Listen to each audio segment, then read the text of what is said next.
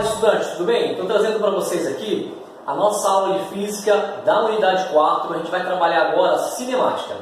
Cinemática, pessoal, é o estudo do movimento dos corpos, tá? Então, quando eu estou estudando o movimento de um objeto ou de um corpo, a área que estuda isso na física é chamada de cinemática, que quer dizer exatamente isso, estudo do movimento dos corpos. E para a gente entender a questão de cinemática, a gente precisa pegar alguns conceitos básicos para entender as questões que vão aparecer lá na frente, tá? Então, são alguns conceitos importantes. O primeiro conceito para a gente entender aqui é o conceito de ponto material ou partícula, tá? Ou a gente chama de ponto material ou chama de partícula. O que é o ponto material ou partícula? Quando eu estou analisando o movimento de um corpo e a dimensão desse corpo é uma dimensão desprezível, ela não vai interessar para mim, ela não vai influenciar nos meus cálculos finais. Quando a dimensão ela não influencia nos meus cálculos, porque ela é pequena o suficiente para não causar problema, a gente chama esse objeto ou esse móvel de ponto material ou partícula. Então, ponto material ou partícula, quando o móvel tem dimensões que nesse problema agora eu não estou considerando. Então, no enunciado vai falar ponto material ou partícula. Tudo bem? Diferente de ponto material ou partícula, né, o contrário disso seria o nosso corpo extenso. Corpo extenso é quando o objeto que está sendo envolvido lá no estudo do movimento, ele é grande o suficiente a ponto de influenciar o resultado final de maneira significativa. Então, quando o objeto é muito grande ou as dimensões podem influenciar no cálculo, ele vai chamar isso de corpo extenso. Tudo bem? Então, ponto material partícula, dimensões não interferem, corpo extenso, as dimensões vão interferir. E no caso do corpo extenso, fique tranquilo que nessa situação ele vai passar as medidas do corpo. Então, vamos imaginar que eu estou fazendo o estudo de um movimento de uma caneta. Se ele considerar que as dimensões dessa caneta são dimensões importantes para o cálculo, e aí ele vai chamar de corpo extenso, ele vai te dar as dimensões dessa caneta para você trabalhar nos cálculos, tá bom? Outro conceito importante aqui é o conceito de referencial. Eu coloquei referencial aqui como eixo de coordenada em relação ao qual se analisa o movimento de um determinado móvel ou de um corpo. Mas para ficar mais claro você entender o que seria referencial, vamos imaginar o seguinte: o referencial é o ponto que está sendo olhado ou analisado o movimento de um determinado objeto. Então, quando eu paro para analisar ou estudar o movimento de alguma coisa, eu tenho que identificar de que ponto está sendo olhado esse movimento. Vou dar um exemplo para vocês. Imagine que eu estou dentro de um ônibus sentado com um colega do meu lado. E do lado de fora tem um outro colega no ponto também olhando para a gente. Esse ônibus começa a andar. O colega que está do meu lado, eu olho para ele e vejo ele parado, porque ele está caminhando junto comigo. O ônibus está andando, mas eu estou sentado parado, ele também está sentado parado. Então, a partir do meu referencial, eu olho para ele e vejo ele parado. A partir de um outro referencial, que é o nosso colega que está do outro lado, fora do ônibus, quando ele olha para esse colega que está do meu lado, ele vai ver ele se movimentando. Então, o movimento de um objeto depende de que referencial está sendo olhado, certo? Quando eu mostro essa caneta para você aqui e pergunto para você, essa caneta está parada ou em movimento? Você tem que se perguntar, antes de responder para mim, a partir de qual referencial é essa pergunta, professor? Porque se a pergunta estiver partindo do seu referencial, da onde você está olhando aí da casa, essa caneta está parada. Mas se a pergunta for ir para um cara que está lá no espaço, fora da órbita da Terra, essa caneta vai estar em movimento, junto com a Terra. Então ele vai ver a Terra em movimento e provavelmente, se essa caneta está aqui na Terra, ela também vai estar em movimento. Então o movimento de um objeto depende do referencial que você está olhando. Então o referencial quer dizer isso, tá? Da onde está sendo olhado e estudado aquele movimento, tá bom? E o próximo conceito nosso tem a ver com o que eu falei agora, com relação ao referencial, é o movimento e repouso. Na física, pessoal, não existe um objeto com movimento absoluto e nem repouso absoluto. O que significa movimento absoluto ou repouso absoluto? Um objeto que está sempre em movimento. Não existe isso para a física. Um objeto que está sempre em repouso. Também não existe isso para a física. Por quê? Tanto o repouso como o movimento depende do referencial. É o exemplo que eu dei para vocês agora há pouco da caneta. Essa caneta está em movimento ou está parada?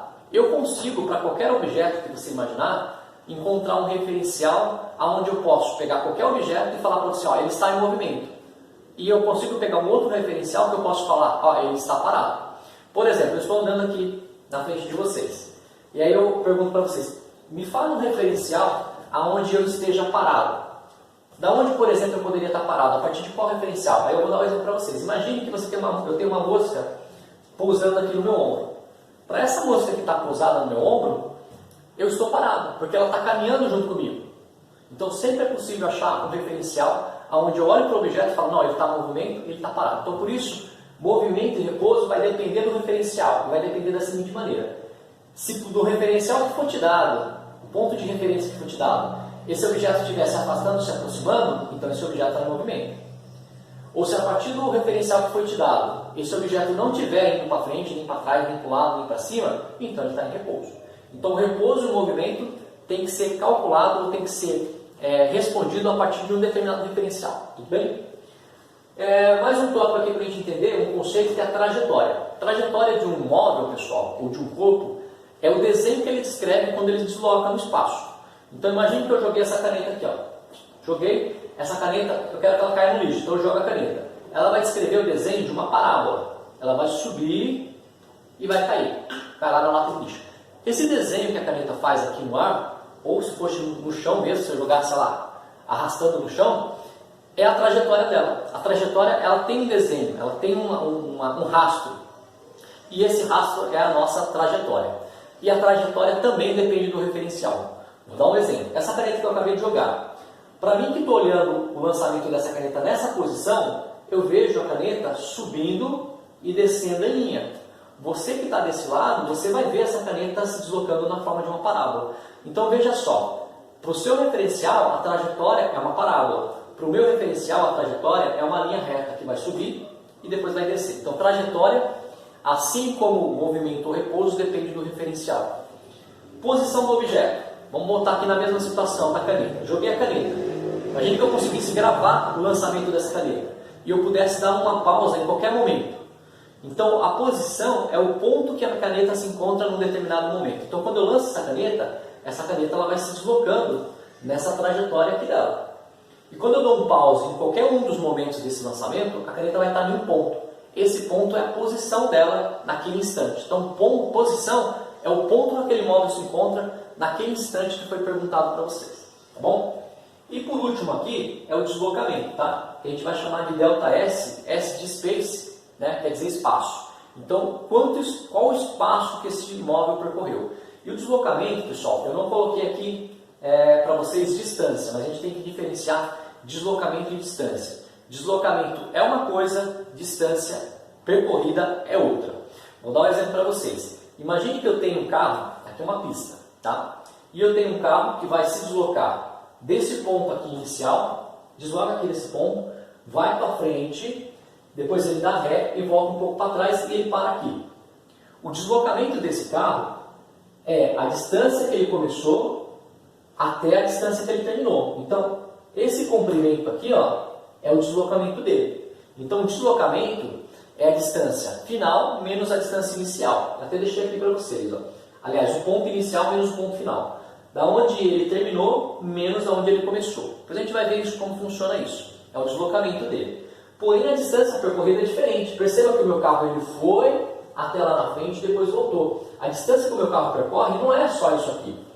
É essa distância toda, mais essa outra pequena distância que ele faz na volta. Então, a distância nesse caso é maior do que o espaço percorrido. Vou dar um outro exemplo. Imagine que eu tenho um ponto A e um ponto B aqui. E eu peço para vocês dois móveis saindo do ponto A e chegando no ponto B. E cada um vai fazer um trajeto diferente. O primeiro móvel ele vai vir em linha reta. Ele vai sair do ponto A e chegou no ponto B. O segundo móvel não vai fazer uma linha reta, ele vai fazer uma curva. Ele vai sair do ponto A, vai fazer uma curva e também vai chegar no ponto B. O deslocamento é igual para os dois. Os dois deslocaram a distância igual. Tá?